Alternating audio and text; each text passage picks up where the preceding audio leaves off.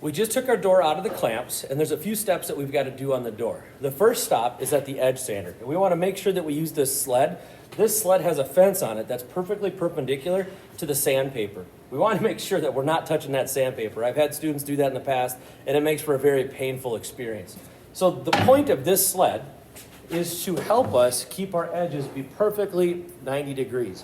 So when I'm using the edge sander, what I want to do is put my right hand on the fence and hold the door down, and my left hand is going to gently push it into the sanding surface. And I'll do that on all 4 edges, and then we're going to go over to the time saver.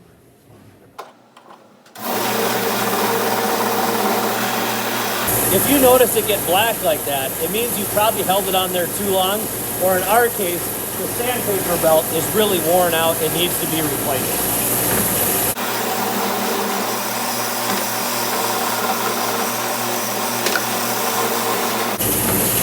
You can see even with light sanding, it starts to turn black and burn. That means that really does need to be replaced. So I'll replace that before you guys use it.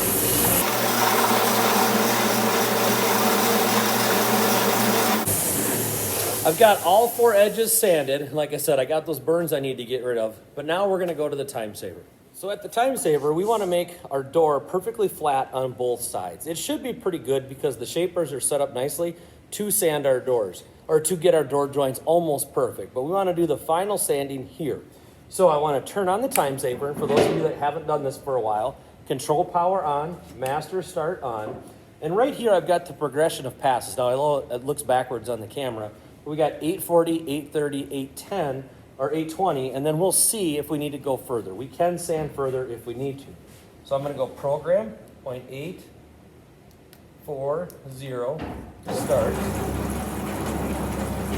And while that's running to the right dimension, I'm going to turn off the brake and turn on the head.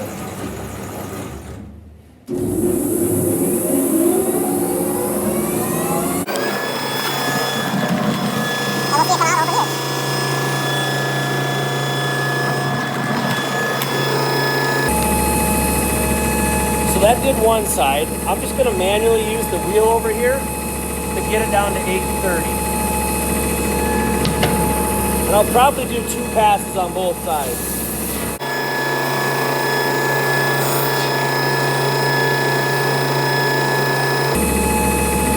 Then I go down another 10 thousandths.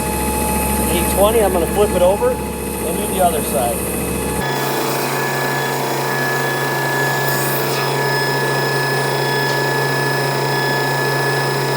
I think I'm good. I probably, if I was turning this in for a grade, would do 1 more pass on the front, but I can look at all the joints and they're smooth. I think I'm ready to be done with the time saver.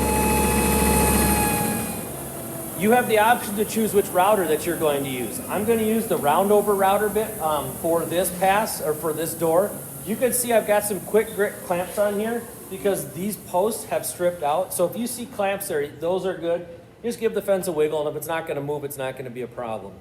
I want to do my front side only. So the side with the routed profile needs to go down. Or if you're doing a shaker door, the fat side, the side that's fatter instead of skinnier, will go down. I always do the ends first, and then I'll do the long sides.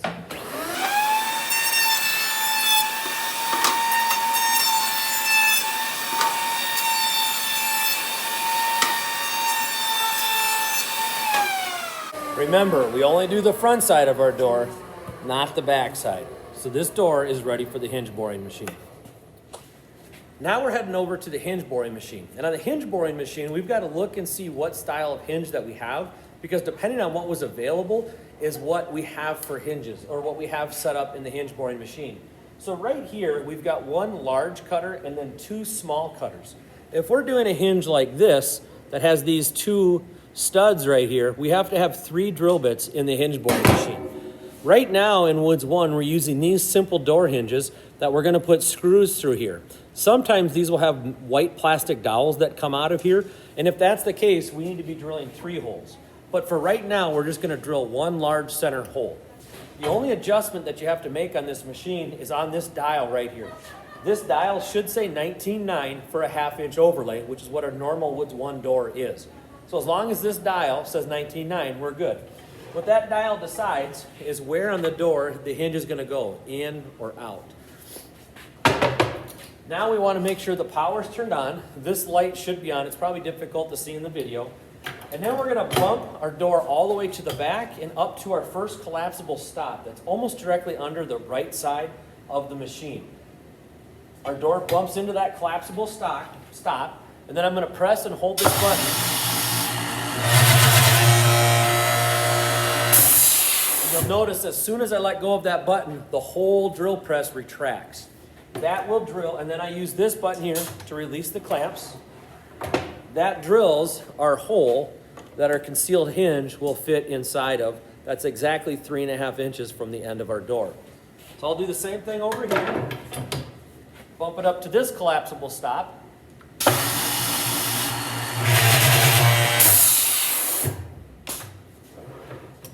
And now we have our 2 hinges for our door. Now it's time to mount the hinges into the door. So to do that, I'm going to set both hinges in. And then I'm going to use these 5/8 long silver screws that are in the blue tube in your table caddy. What I need to do is make sure that these hinges are going relatively straight, and then just put one hole or one screw in each side. Now don't over tighten these because you don't want to strip them. You can't really redo or undo this once they're in.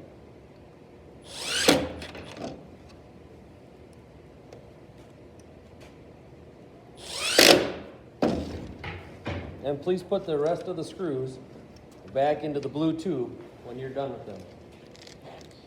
This is what your door should look like.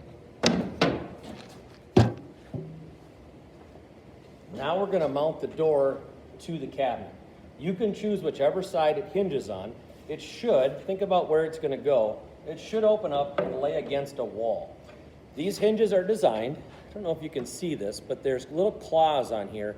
These are designed to straddle the face frame. So I'm going to have mine go on this side because the wall is right here and the bed would go right here. To do that, I've switched to a smaller, shorter, square drive. I'm going to use the 1.25" pocket screws for this.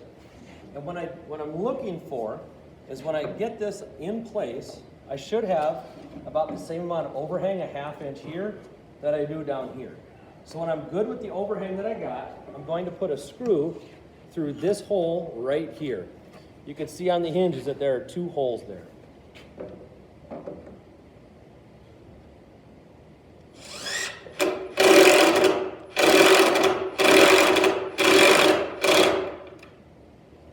There's the one, and I'm going to get the bottom one now.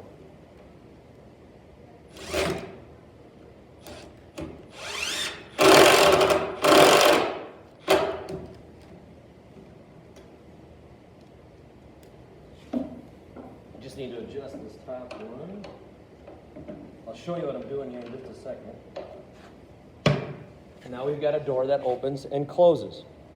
This is kind of hard to see, but what I want to do is make sure that this gap is even and parallel.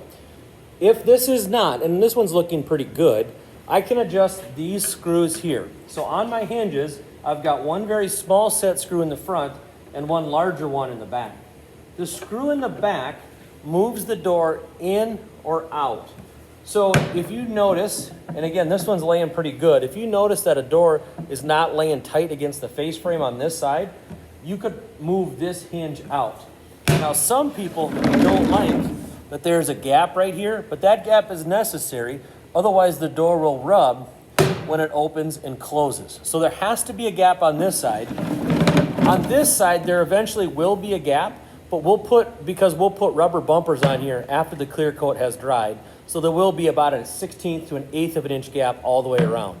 But if this gap is uneven, you can use the back screw to move in or out. Now, if this gap that we talked about at first isn't even, you can use the front screw. Always do this by hand because a drill will almost always strip that screw out.